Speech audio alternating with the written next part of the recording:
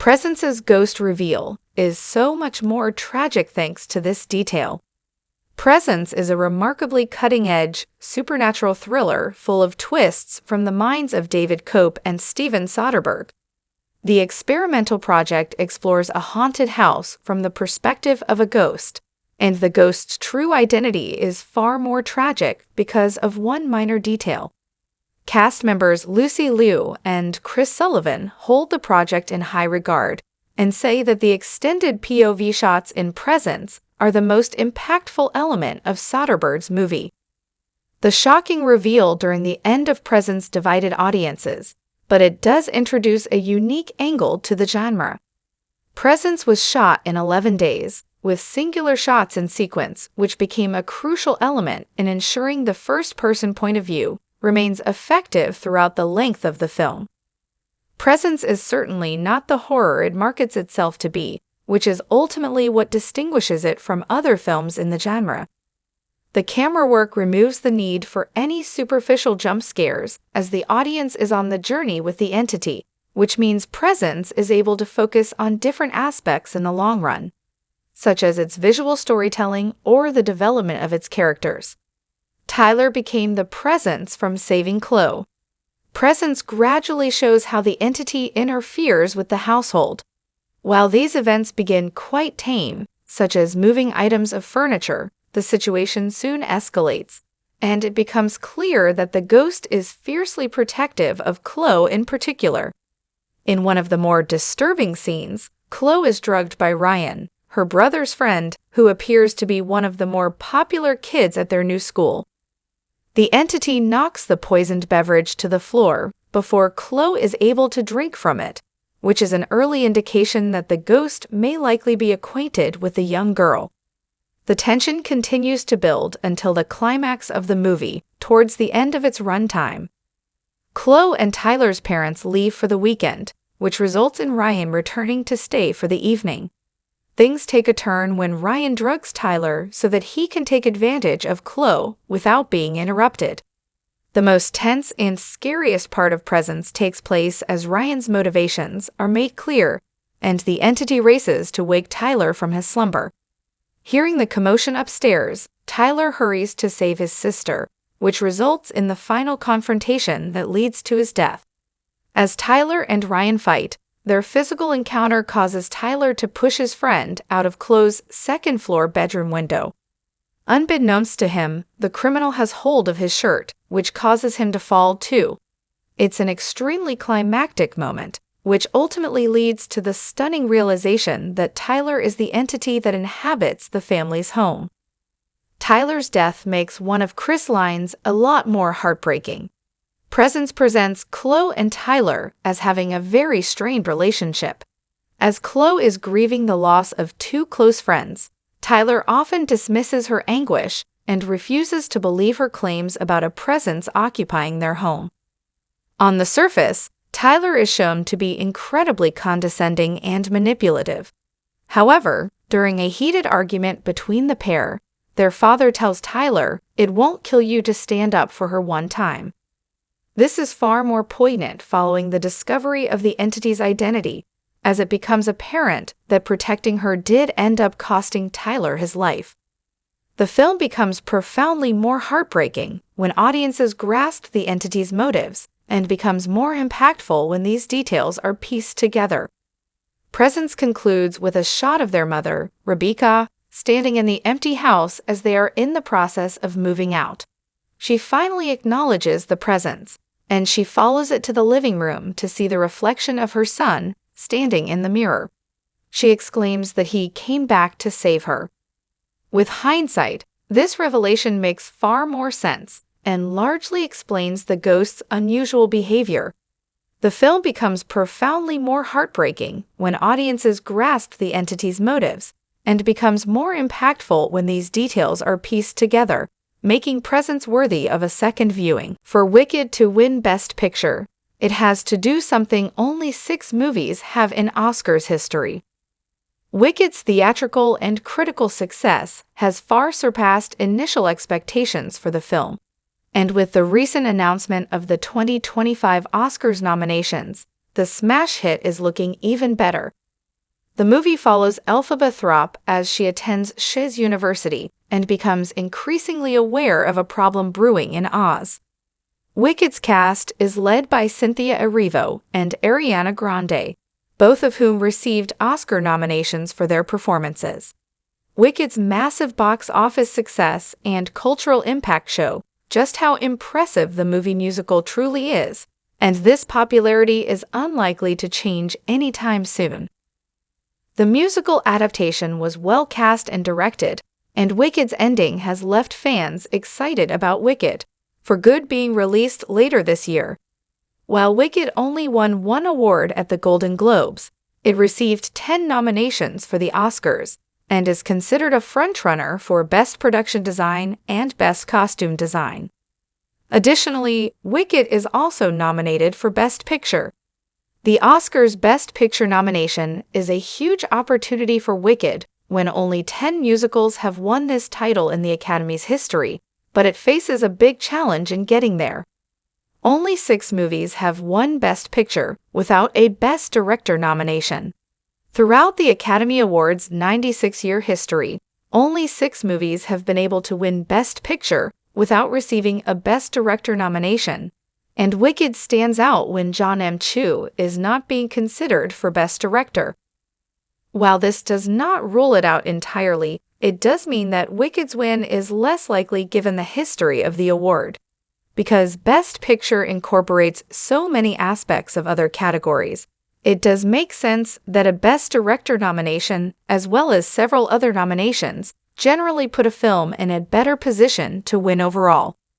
The most recent Best Picture winner to not have a Best Director nomination is 2021's Kyo Die, which also won Best Supporting Actor and Best Adapted Screenplay. Before Kyo Die, Green Book and Argo both won Best Picture in 2019 and 2013, respectively, without a Best Director nomination, making 3 in the past 12 years. Additionally, Wings won at the very first Oscars without a Best Director nomination, as did 1932's Grand Hotel and 1989's Driving Miss Daisy. These films prove that while it may be more difficult, it is still possible for Wicked to take home Best Picture. Can Wicked win Best Picture after missing out on Best Director? Wicked still has a chance of winning Best Picture without the Best Director nomination, but given the Academy's track record, the odds of it are not high. 3 movies in the past 12 years winning Best Picture without the Best Director nomination does indicate that having the director nomination is slightly less crucial than it had been before the 2010s.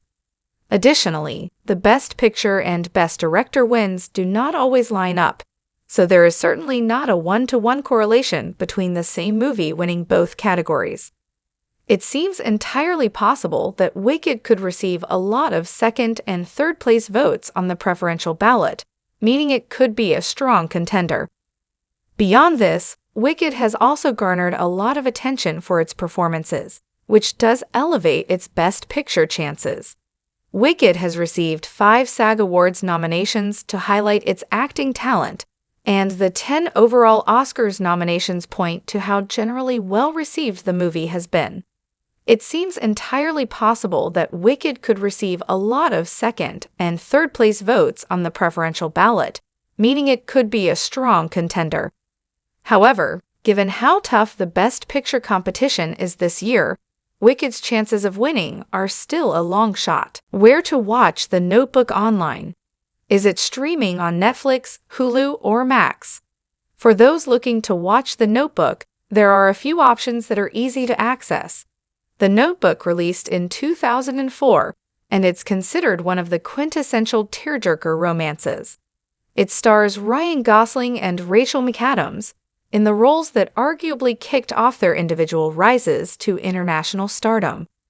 Based on the book of the same name by Nicholas Sparks, The Notebook follows a young couple in the 1940s, Noah Gosling and Ally McAdams, who fall in love but are separated by their different stations in life. As with many Nicholas Sparks movies, the earnest romance in The Notebook led to an unfairly low Rotten Tomatoes score at 54%. But there's no denying The Notebook is an enduring classic, and the chemistry between Gosling and McAdams is beautifully authentic, as is the romance between the older versions of both those characters. It's a timeless film with great performances from an ensemble of fantastic actors, including Joan Allen, James Marsden, and Sam Shepard. The Notebook is excellent for anyone who needs a good cry or a cozy film on a rainy day, so here's where to find it. Where to stream The Notebook? Starting on February 1, The Notebook was made available to stream on Hulu. Fans who have been looking to stream The Notebook at home recently would have been left disappointed as the hit tearjerker movie was not available on any of the major streaming platforms. However, with its new home on Hulu's massive streaming, there will likely be a lot of people revisiting the beloved movie, as well as some new fans checking it out for the first time. Hulu is available for an ad-supported $9.99 per month and $18.99 per month for the ad-free option. Where to rent or buy The Notebook online? Fortunately, despite not being available to stream at the moment, The Notebook is available to rent and buy online easily, and also for very fair prices. The film can be rented from Apple TV+, Amazon Prime Video, Fandango, and Microsoft. Every service rents the film for $3.99 for the HD version. Those looking to hold onto The Notebook forever also have the option to purchase it. The film can be purchased from the same services it can be rented on, and all for the same price, $14.99. The Notebook is the type of movie that people tend to revisit time and time again. For only $14.99, purchasing is likely the best bet for real fans of the film. They'll certainly be watching it twice. There's an alternate version of The Notebook.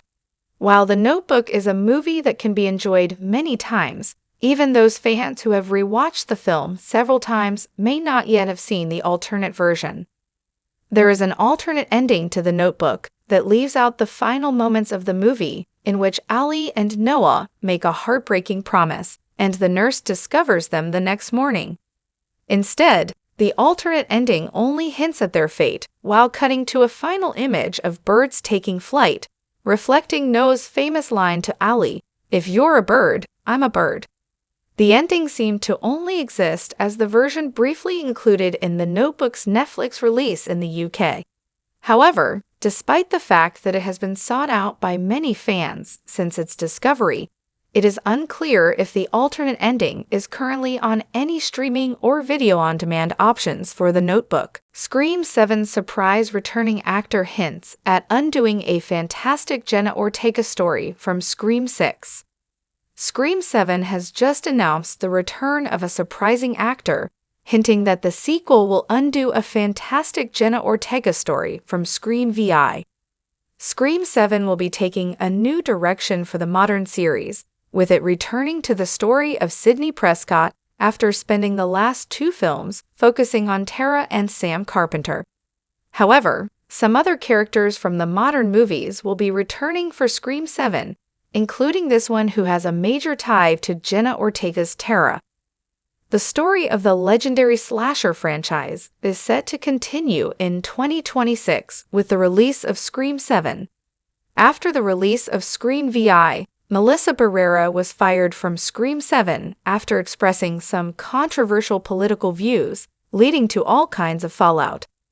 Jenna Ortega and Scream VI directors Tyler Gillett and Matt Bettinelli-Olpin left the project, leaving the future of Scream 7 up in the air.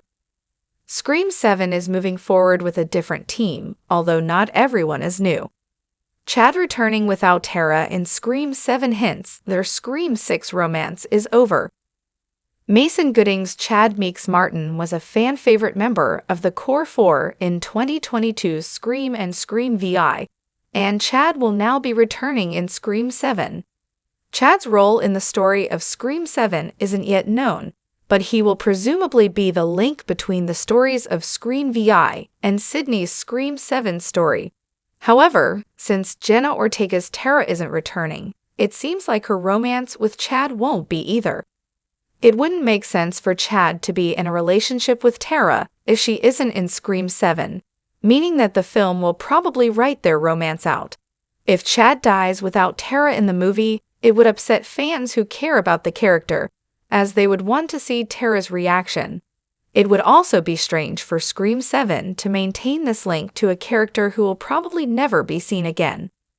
Chad's return still means Scream 7 can't avoid giving an update on Sam and Tara. Although Sam and Tara won't appear in Scream 7, Chad's return means that the movie has to give an update on them. If none of the Scream VI characters were returning, the sequel could avoid addressing the missing characters, as Sidney didn't appear in Scream VI. However, bringing Chad back means that he will undoubtedly have to reference Sam and Tara in Scream 7. Even if it is small, Chad will have to explain why Sam and Tara aren't involved in the new Ghostface mystery, as well as why he no longer has a romance with Tara. Chad's return in Scream 7 really complicates things, making the sequel's links to Scream VI even more mysterious. The Odyssey adds 3 Christopher Nolan collaborators, including Inception and Tenet stars. The Odyssey has added 4 new cast members to its growing ensemble. The Christopher Nolan movie is an adaptation of Homer's epic poem of the same name and is said to be the Dark Knight and Dunkirk director's most expensive movie yet, with an estimated budget of $250 million. The Odyssey cast already includes Charlize Theron, Robert Pattinson, Matt Damon, Tom Holland, Anne Hathaway, Zendaya, Lupita Nyong'o, Jon Bernthal, Benny Safdie, and John Leguizamo. Per The Hollywood Reporter, 4 new cast members have joined the Odyssey ahead of the beginning of principal photography. 3 of these new cast members are previous Christopher Nolan collaborators, including Elliot Page, who played dreamscape designer Ariadne in Inception, Himesh Patel, who played the fixer Maher in Tenet, and Bill Irwin, who voiced the robot Towers in Interstellar. Also joining the cast is Nolan newcomer Samantha Morton, a 2-time Oscar nominee who is known for her roles in The Serpent Queen and The Walking Dead. Their characters are currently unknown. What this means for the Odyssey. The fact that the new Christopher Nolan movie will feature even more stars from his previous titles is not exactly a surprise. The director is known for frequently returning to the same stable of actors, having collaborated multiple times with quite a few stars. Some of his most frequent collaborators are Tom Hardy, Inception, The Dark Knight Rises, Dunkirk, Cillian Murphy, Oppenheimer, Inception, The Dark Knight Trilogy, Dunkirk, and Michael Caine, Interstellar, Inception, The Dark Knight Trilogy, The Prestige, Tenet, Dunkirk. Cillian Murphy won an Oscar for his portrayal of physicist J. Robert Oppenheimer in Christopher Nolan's Oppenheimer. However, Christopher Nolan's The Odyssey marks the first time that he is reunited with Page, Patel, and Irwin since their first appearances in one of his films. While it remains to be seen if the trio returns for more movies down the line, the ensemble cast of the movie sees the director potentially building up an even bigger roster of frequent collaborators. Our take on the Odyssey casting update. With the Odyssey set to begin filming in February, it seems unlikely that many more actors will be announced for the project. However, the ensemble that Christopher Nolan has already assembled includes an impressive talented array of both returning and first-time Nolan stars. Even newcomers to the director's stable like Samantha Morton have long since proven themselves as the actor, whose Oscar nominations came from her work in 1999's Sweet and Lowdown and 2003's In America, has proven to be a chameleonic presence across both the big and small screens. Michael B. Jordan's new vampire movie looks like a stealth remake of a Quentin Tarantino cult classic. The latest trailer for Michael B. Jordan's next movie Sinners carries serious from dusk till dawn vibes. The next Ryan Coogler movie is already one of 2025's most anticipated, with the film being a mixture of period crime thriller and horror. Coogler's script for Sinners became such a hot property that it sparked a bidding war, which Warner Bros. Eventually won. It's also rare to see a horror movie with such a large budget, an estimated $90 million, but given Coogler and Jordan's critical and commercial history, it feels like the gamble will pay off. The second trailer for Sinners not only finally confirmed that the movie's main threat is vampires, but that Jordan will play both the hero and villain when his character's twin brother turns into a bloodsucker. Sinners looks like a throwback to the horror movies of the 1980s and 1990s, but one unique element is it appears to start as a crime drama before morphing into a gory horror flick. In fact, it feels quite inspired by the Tarantino-penned cult favorite From Dusk Till Dawn. Sinners looks like a soft remake of Quentin Tarantino's From Dusk Till Dawn. From Dusk Till Dawn was originally a screenplay Quentin Tarantino penned as payment to the special effects artist behind Reservoir Dogs, Robert Kurtzman. Kurtzman conceived the movie's concept, but after he had trouble securing investors, Tarantino later took the screenplay back, and Robert Rodriguez ended up as director. The result was 1996's delightfully over-the-top From Dusk Till Dawn, where Tarantino and George Clooney play criminal brothers on the run who seek shelter in a Mexican bar. Unfortunately for them, it happens to be run by vampires. From Dusk Till Dawn blindsided many critics and moviegoers in 1996. The story starts as a crime thriller filled with Hugh T's trademark dialogue before it takes a hard right into a gory vampire action movie around the midway mark. This genre shift is the first of several comparisons between Sinners and From Dusk Till Dawn, though. Both focus on criminal brothers, with Jordan's twins Elijah and Elias Smoke being bootleggers, and as in From Dusk Till Dawn, one of the siblings turns into a vampire. Both stories take place in isolated locations, where the human characters are under siege by a gang of bloodsuckers outside. Sinners almost feels like a soft reboot of From Dusk Till Dawn, but one that takes the basic framework of that story as a jumping-off point to explore other concepts. Sinners is taking From Dusk Till Dawn's story in a very different direction. Speaking during a press conference via Mashable, Coogler listed many cinematic influences on Sinners, including John Carpenter's The Thing or Robert Rodriguez's The Faculty. Whereas From Dusk Till Dawn is an example of a B-movie executed with class and wild energy, Coogler has dubbed Sinners as genre fluid. While the vampire storyline is obviously key, the film is also set in the Jim Crow South during the 1930s and will touch on racism, religion, PTSD, voodoo, and the power of the blues. Sinners looks like a big potpourri of influences from its director, and by Coogler doesn't simply want it labeled as a horror film.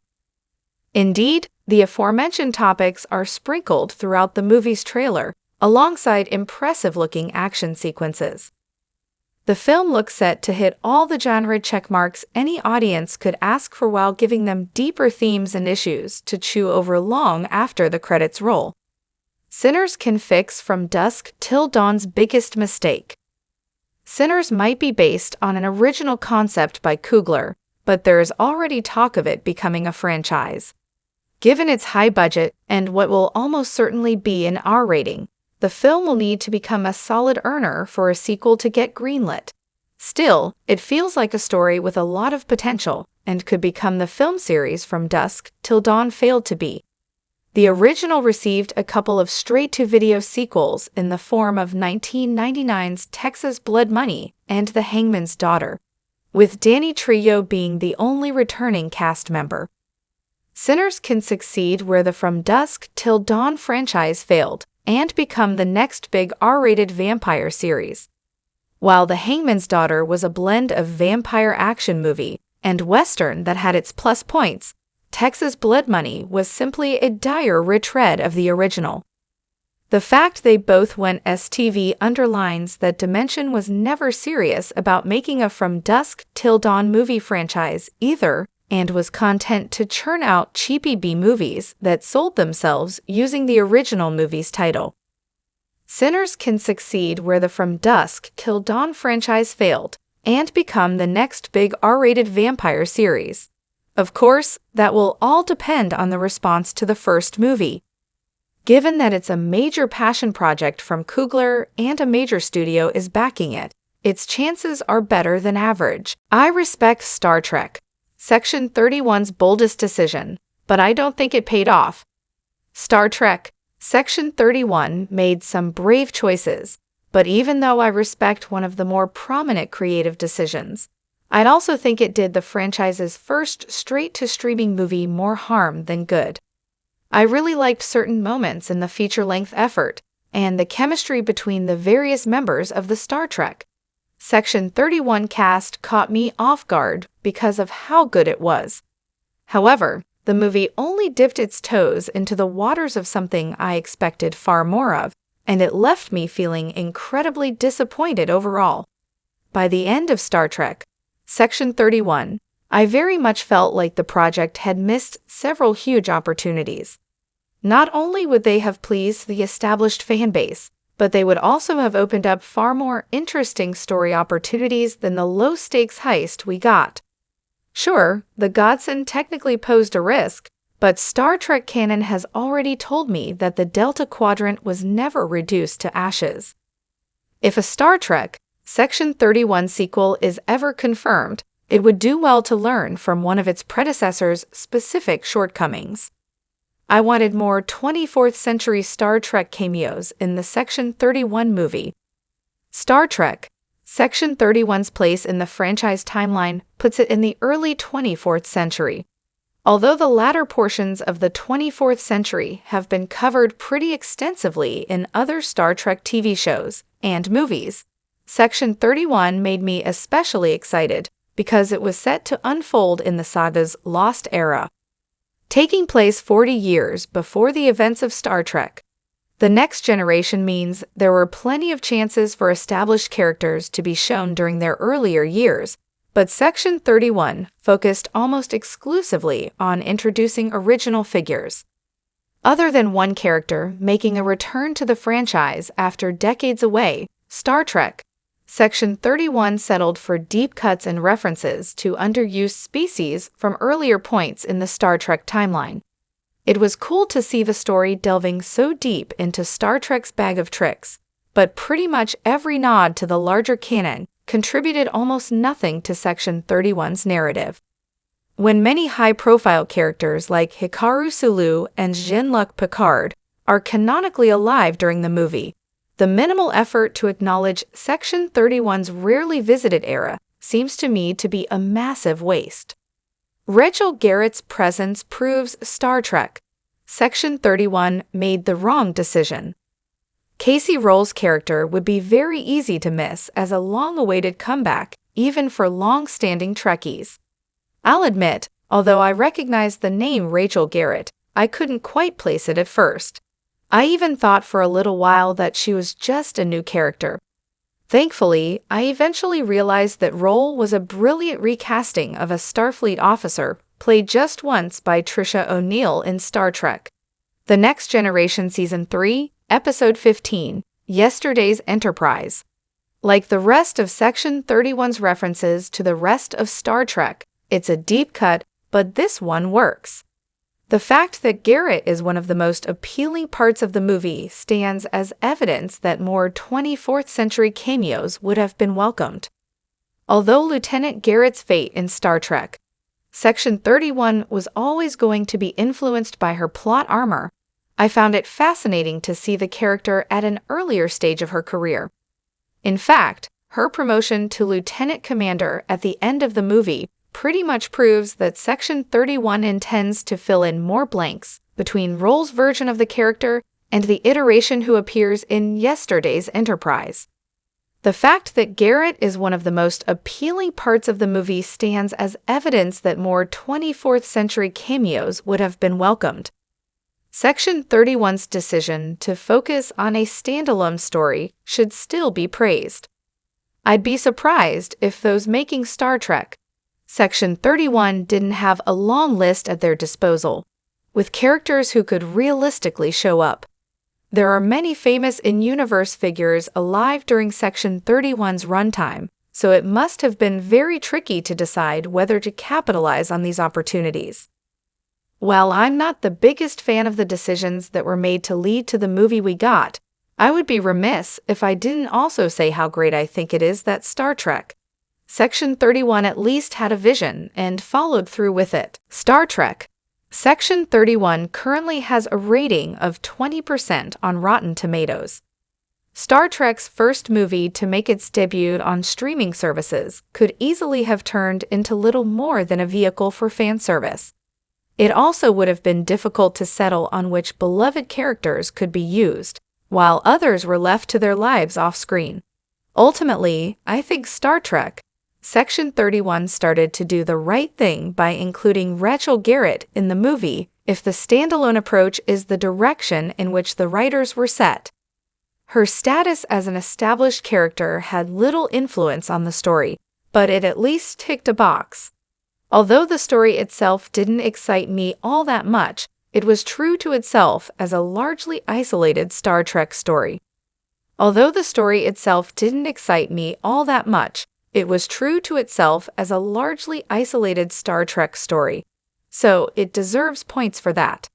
It would have been all too easy to use the early 24th century setting as an endless toolbox and fill the movie with Easter eggs and references that could have cheapened the entire experience. Sure, there would have been a lot more Trekkies pointing excitedly at the screen, but that would have been a flimsy achievement. Would more Star Trek origin stories have saved Section 31? Star Trek Section 31 had a premise that would have been very solid if it were a regular sci-fi movie without connections to a massive sci-fi franchise. Sadly, because of the high standards that have come to be expected from the saga, the movie fell very short of what much of the fan base wanted.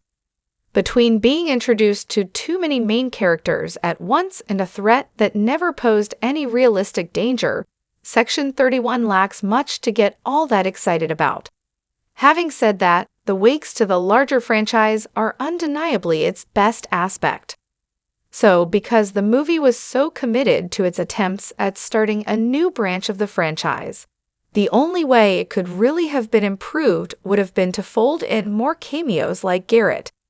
It's arguably a cheap and predictable way to aid the movie's reception, but it would also have at least given it a better shot at making a positive impact rather than the poor to lukewarm reviews it has received. It's difficult to think of any version of Star Trek Section 31 where it's somehow a masterpiece, but the franchise's rich legacy could have helped more. How World War Z originally ended, and why it was changed. The World War Z ending went through some major changes before the film was released with a dramatically different conclusion than originally planned for the zombie blockbuster. Starring Brad Pitt and released in 2013 amid the zombie craze in Hollywood, World War Z seemed destined for success until reports of major reshoots surfaced. Nevertheless, when audiences and critics alike saw World War Z, most were somewhat surprised to see that the end result was a decent big-budget zombie movie that proved to be a solid box office hit. Indeed, despite director Mark Forster and the crew scrapping the original World War Z ending, the movie remains an exciting and entertaining entry both in Brad Pitt's filmography and in the zombie horror subgenre. However, the movie was also vastly different from the book it was based on from author Max Brooks, and it seems as though the movie had a difficult time adapting the source material to the big screen. The result was a handful of ideas of how to end the movie that would have been much different from what audiences saw. How World War Z's original ending was different. In the World War Z theatrical cut ending, Jerry Lane, Brad Pitt, finds himself in a World Health Organization building with a few fellow survivors, but the information he seeks is at the center of the building, which has been overrun by the infected.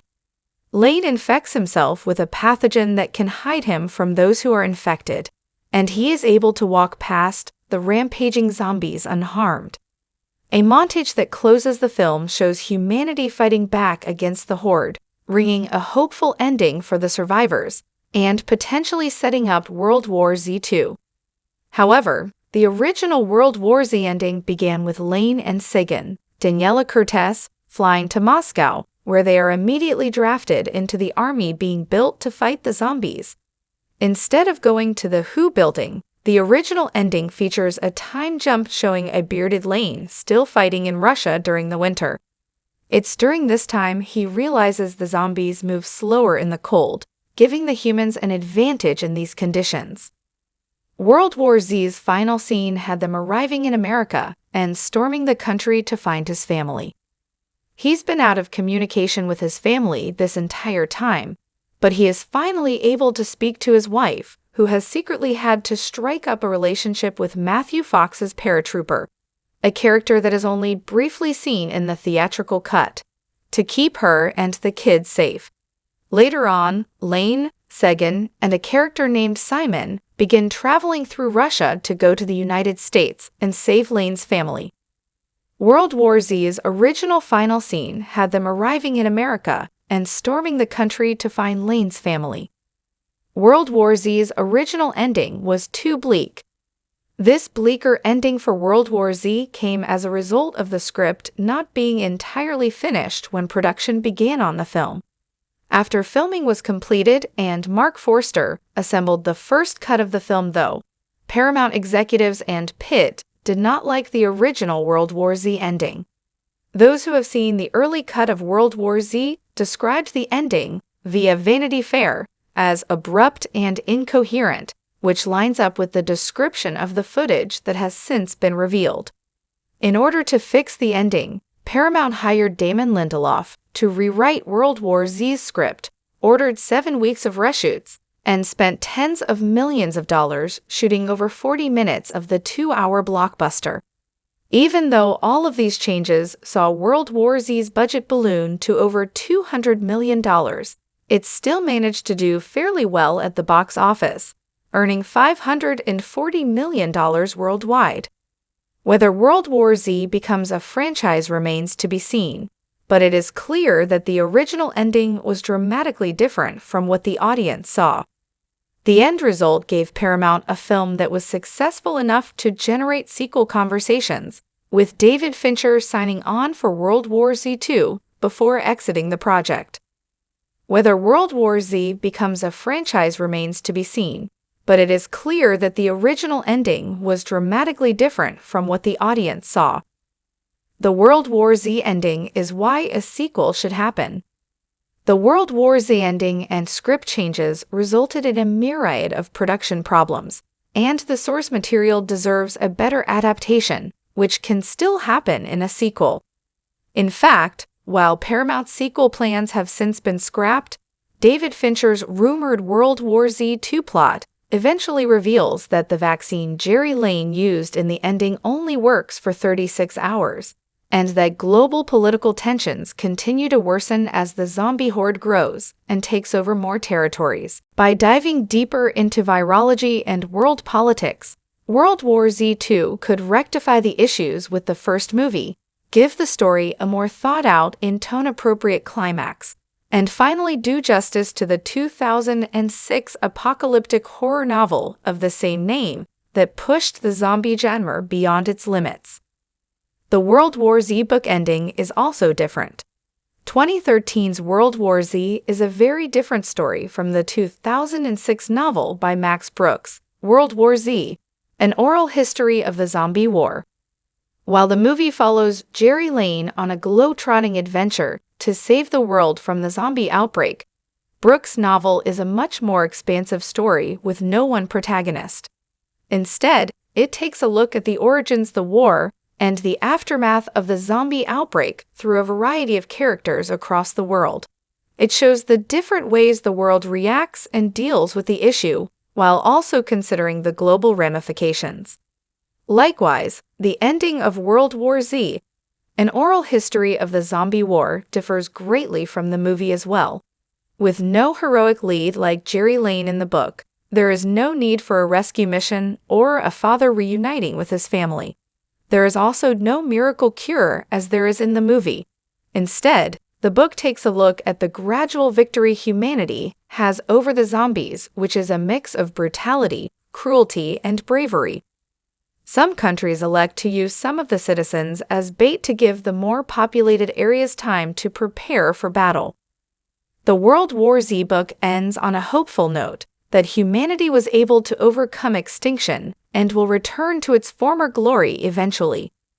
Over time, countries attempt to simply wait out the zombies, aware that they decompose and become barely a threat over time. However, the United States decides to go for a more aggressive route, aiming to retrain its military for zombie warfare and wipe out the entire population of the undead. Eventually, more countries follow the same method. Over several years, the book tracks small victories leading to the majority of the world being liberated. The book then looks at the global impact of the war against the zombies. The world dynamic has changed dramatically and reshuffled. The human species is also weakened with life expectancy dropping considerably. With a lack of natural resources, there is also a regression in society's developments, relying on older technology and tools. However, the World War Z book ends on a hopeful note that humanity was able to overcome extinction and will return to its former glory eventually. Which World War Z ending is the best? There are varied opinions on the best World War Z ending, and some of them are tied to why the 2013 movie was so divisive when it released. Many fans of the original novel by Max Brooks panned director Mark Foster's film because it deviated so much from the source material. For them, the ending of World War Z, an oral history of the zombie war, will be the best, with neither of the endings for 2013's World War Z coming close. However, comparing the ending of the Max Brooks novel to the theatrical and original ending of the World War Z movie isn't really an accurate contest. While both are showing an outbreak of the infected and share a name, the stories of the World War Z book and film are incredibly different. As such, the endings of each are intended as finals for separate and distinct narratives. The ending of the World War Z book wouldn't work for the movie because it's too broad in scope. Likewise, ending World War Z, an oral history of the zombie war with a chapter about UN worker Jerry Lane finding his family, wouldn't fit, especially since Brad Pitt's character was created for the 2013 movie and doesn't appear in the novel. The World War Z book and movie endings each have their own merits and drawbacks, but they also exist somewhat independently of one another. When it comes to the World War Z theatrical vs. alternate ending, the original finale did have some strengths. The bleaker approach that saw the titular World War stretching on for years would have felt more in keeping with the Max Brooks novel, with the presumption being Jerry Lane's on-screen story ended before the uplifting final chapters of World War Z, an oral history of the zombie war when humanity starts winning. Having Lane not find his family yet could also have made the emotional impact of the film hit harder. However, considering that World War Z was planned to be a blockbuster hit and appeal to as broad an audience as possible, it could be said that the World War Z theatrical ending fit the goals of Studio Paramount Pictures the best. While it might not have been director Mark Foster's initial plan, the story became one of heroism and action movie spectacle. A happier climax with a distinct resolution like the final World War Z ending was much more suited to this than the alternate version. That was the theory, at least. Whether this made World War Z a better movie is subjective, especially in hindsight. However, the middling box office and critical responses to the final cut of the 2013 film suggest that the original plan was dismissed too hastily. How the World War Z ending was received. While World War Z was one of the biggest zombie movies of all time in terms of box office, it was met with a mixed response from critics and audiences, and that includes the theatrical World War Z ending. For many critics, the production problems are made more apparent in the conclusion, with Jordan Hoffman at Screen Crush feeling the rushed and unsatisfying ending left the entertaining movie on a sour note via Screen Crush. The movie wraps up with some preposterous loose-end destroying voiceover, the only time you hear any.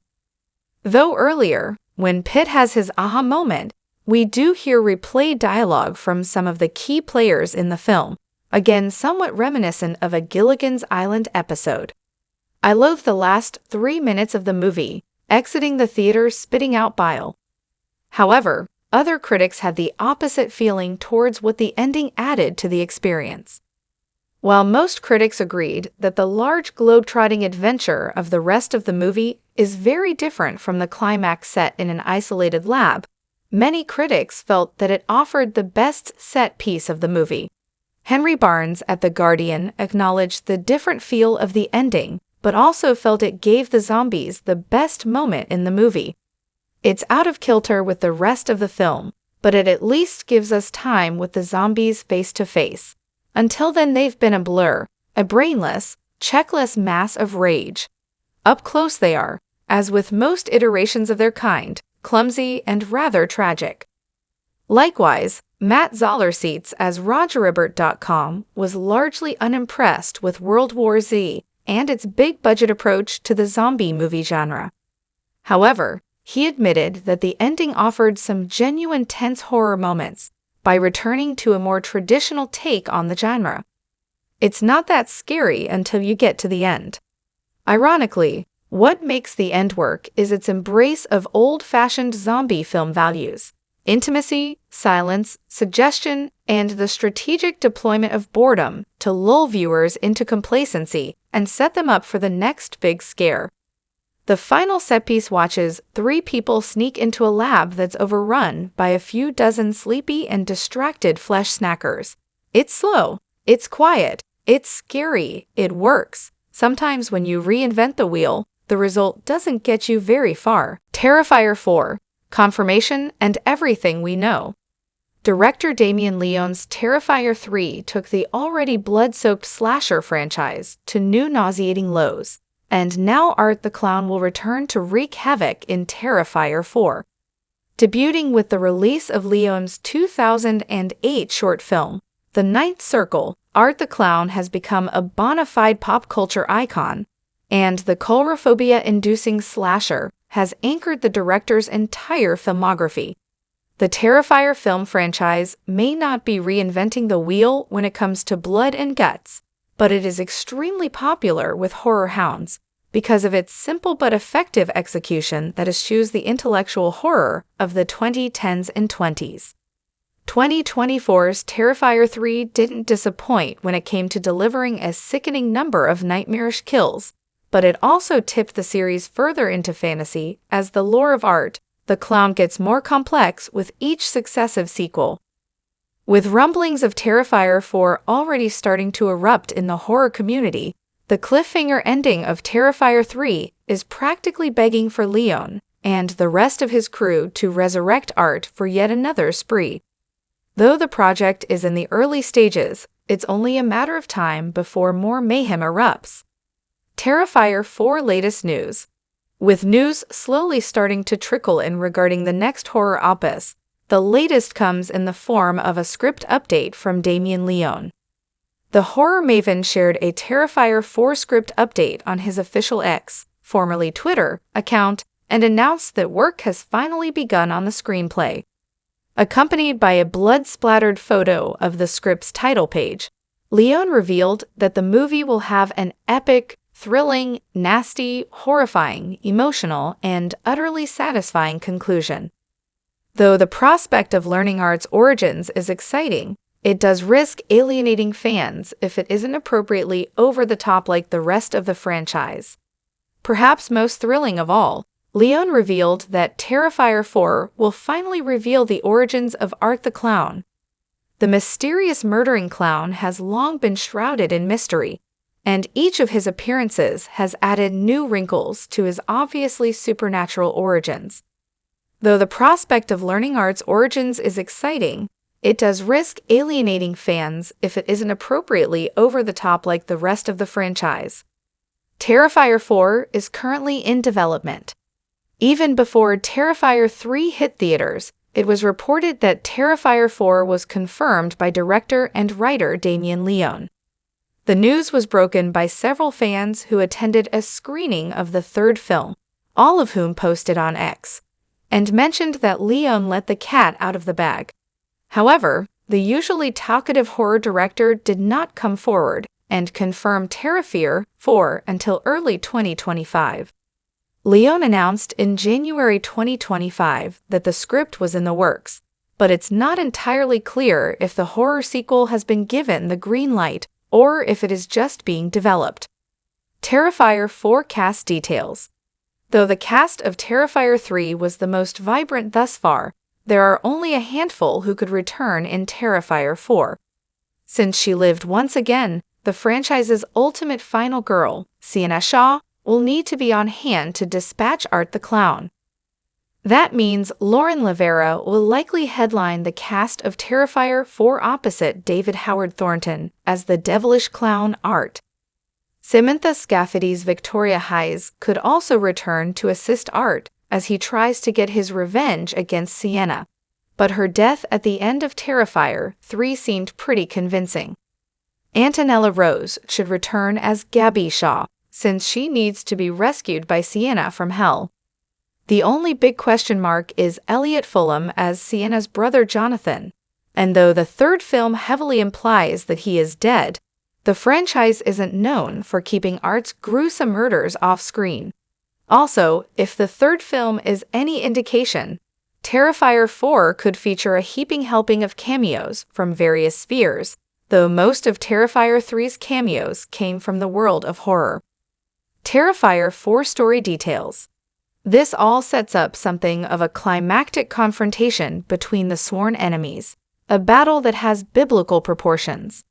Though the Terrifier films aren't really known for their amazing writing or riveting plots, Terrifier 3 definitely sets up the next chapter with its suspenseful ending. Armed with her magical sword, Sienna dispatched Art's sidekick and former victim, Victoria, and ran the evil clown through.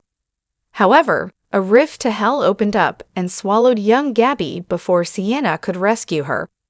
What's worse, despite being impaled by the magic sword, Art lived to slay another day and escaped on a bus.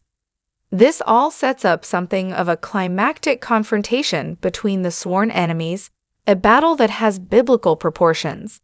The final tease of the movie references the Ninth Circle, which is not only the first short film to feature Art the Clown, but also a reference to the deepest level of hell. Peter Dinklage's reboot of 80s cult classic with 92% RT score lands release date after a 2-year delay.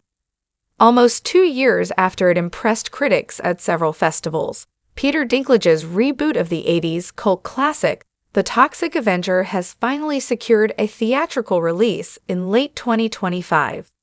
The black comedy superhero franchise began with 1984 in Michael Herz and Lloyd Kaufman's feature that focused on a ridiculed janitor turned mutant crime fighter. The Toxic Avenger spawned a successful franchise that included 3 sequels, a stage musical, an animated series, and more, with Macomb Blair helming the Toxic Avenger reboot that was originally intended to premiere in 2023. After a lengthy delay as it searched for a distributor, Deadline reports that Legendary Pictures and Troma Entertainment's Toxic Avenger has finally been slated for a theatrical release on August 29. The movie stars Dinklage as the hero, once known as Winston Goose, as he attempts to strike a balance between fighting corrupt CEOs and rebuilding his relationship with his son. The feature has 92% on Rotten Tomatoes after various festival appearances. Cineverse will handle distribution for the unrated theatrical run in the US and Canada, as well as the movie's home release on digital storefronts, streaming, and physical media. What we know about the Toxic Avengers release date delay. Despite the cult status of the Toxic Avenger franchise, the modern reimagining has had trouble finding its way to screens ever since intentions of a reboot were announced in 2010. Initially envisioned as a more family-friendly reboot in the vein of the Toxic Crusaders animated series, it took 8 years for the movie to be acquired by Legendary in 2018, and another year for Blair to join in 2019. By the time cameras began rolling in Bulgaria in 2021, it was clear from Blair's comments on the movie's practical gore that it would be aimed at a more mature audience. Cineverse may be more keen on taking a gamble. This element, however, would play into the Toxic Avenger struggle to find a distributor.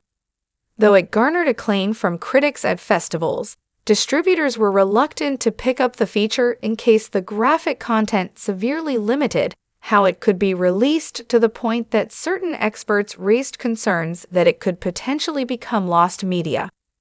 However, with the success of R-rated features such as Deadpool and Wolverine and Gladiator 2 in 2024, Cineverse may be more keen on taking a gamble in case The Toxic Avenger could attract similar success. The Toxic Avenger aversion never made sense. The long delay in bringing the remake of the iconic Troma movie to the screen is somewhat bizarre, as its approach to the material, while intense, is generally in keeping with the rest of the franchise as well as the company's output. While Troma Entertainment is a wide-ranging studio and distributor whose previous work includes distributing the iconic Studio Ghibli fantasy movie My Neighbor Totoro, they are best known for creating and distributing genre movies and exploitation titles that push the envelope in terms of content and taste. Troma developed this reputation over the course of the 1980s with movies including the slasher-adjacent titles Mother's Day, Bloodbath in Psychotown, and Leather the Geek. Many of their releases announced their intentions to present bold, envelope-pushing ideas in their titles, including 1986's Class of Nuke, M-High, 1987's Surf Nas's Must Die, 1988's Rabid Grannies, 1990's A Nymphoid Barbarian in Dinosaur Hell, and 1996's Killer Condom. Killer Condom is based on a German graphic novel and had its titular monster designed by Alien's H.R. Giger. While The Toxic Avenger might feel brash when compared to Blair's more low-key directorial debut, I don't feel at home in this world anymore. It is hardly shocking when held against the previous output of Troma itself. It also boasts one of the company's most exciting ensemble casts, as in addition to Dinklage, it features Jacob Tremblay, Taylor Page, Kevin Bacon, Sarah Niles, Julia Davis, Julian Kostov, and Elijah Wood. While it may never be a blockbuster tentpole, it makes sense to give the movie a chance in theaters. Our take on The Toxic Avenger's long-awaited release date. While fellow dark cult classic hero, The Crow's 2024 reboot, failed to please audiences and critics, The Toxic Avenger is already in a stronger position to potentially become one of 2025's cinematic successes. After earning a high Rotten Tomatoes critic score in 2023 and releasing a bloody and brutal Red Band trailer in October 2024, the reboot of the cult classic has given moviegoers surprisingly lofty expectations. The Crow starred Bill Skarsgård as a new version of the iconic comic book character, who was originally portrayed on screen by the late Brandon Lee in 1994. When paired with its struggle to find a distributor and discussions about its graphic content, Emilia Perez could be the second movie to ever win these two Oscars categories if it wins Best Picture. Emilia Perez is a major Oscars contender after securing 13 nominations, including in Best Picture, and that gives it a chance to be only the second movie to win two specific categories. Netflix released the international musical directed by Jacques Audiard on its streaming service in November 2024, months after it made waves at festivals. The early response suggested that Emilia Perez was destined to do well at the 97th Academy Awards, and the official 2025 Oscar nominations confirmed just how big of a player it is. Emilia Perez's 13 Oscar nominations are the most for any movie this year. The movie did well in several expected categories. Zoe Saldana was nominated for Best Supporting Actress, while Carla Sofia Gascon was nominated in Best Actress. Emilia Pérez also picked up 2 original song nominations, and Audiard was recognized as both a writer and director. Add in recognition in several below-the-line categories, and the film racked up a near-record amount of nominations, despite Emilia Pérez's controversial status. This has helped position the movie as a contender to win Best Picture, which could help join a rare Oscars club. Emilia Pérez could win Best Picture and Best International Feature Film at the Oscars. In addition to securing a Best Picture nomination, Emilia Pérez was also selected as a nominee in Best International Feature Film. It was France's submission for the category and ultimately selected as one of the 5 nominees. It is one of 2 movies in 2025 to have nominations in both categories, with Brazil's I'm Still Here the other. This is a rare accomplishment for both films, as only 8 movies earned Best Picture and Best International Feature Film Oscar nominations previously. The dual nominations for Emilia Pérez is notable when it comes to winning an Oscar. The previous 8 Best International Feature Film nominated movies that also got Best Picture nominations all won the international category. That positions Emilia Pérez or I'm Still Here to break that trend, as only one movie will win the International Feature Film category. The odds are in Emilia Pérez's favor to win the category. If it does, then it will be the 9th movie to win Best International Feature Film with a Best Picture nomination. Winning the big prize is a different story. Parasite is the only movie to win Best Picture and Best International Feature Film so far in Oscars history. What Emilia Pérez is trying to accomplish by winning both categories is notable because it has only been done once before. The 2020 Oscars, recognizing films released in 2019, had the first such instance when Bong Joon-ho's Parasite won both categories. The social thriller had 6 Oscar nominations, including Best Picture and Best International Feature Film. It won both of those categories, along with Best Director and Best Original Screenplay. In doing so, Parasite became the first movie to win Best Picture and Best International Feature Film at the Oscars. Parasite made Oscars history by becoming the first non-English film to win Best Picture. Some saw the win as a shift that made future international Best Picture nominees look like stronger contenders. Although 3 other films received these 2 Oscar nominations, none won. Emilia Pérez looks to become the second such film to win Best Picture and Best International Feature Film. Based on the high nomination count and general favor the film appears to have this award season, there is a good chance this will happen. How likely it is that Emilia Pérez will win the Oscars for Best Picture and International Film? The possibility of Emilia Pérez winning Best Picture and Best International Feature Film is real. There is already precedent for it happening this award season. The Golden Globes elected to give Emilia Pérez Best Motion Picture, Musical or Comedy, and Best Foreign Language Film. Although the Golden Globes are not always an accurate precursor for the Oscars, this performance is worth remembering. The Globes were a chance for Emilia Pérez's fellow Best International Feature Film Oscar nominees to win, but the award show only reinforced its frontrunner status in this category. Emilia Pérez is a much safer bet to win Best International Feature Film than it is to win Best Picture. An argument could be made that the preferential ballot system used for Best Picture could hurt a film as divisive as this. However, Hollywood appears to be more united in its appreciation for the film than general audiences. It wouldn't get 13 Oscar nominations if it was hated by Academy members. That is why the film's nomination haul should not be discounted. Emilia Pérez is at the top of our latest Oscars predictions for that reason.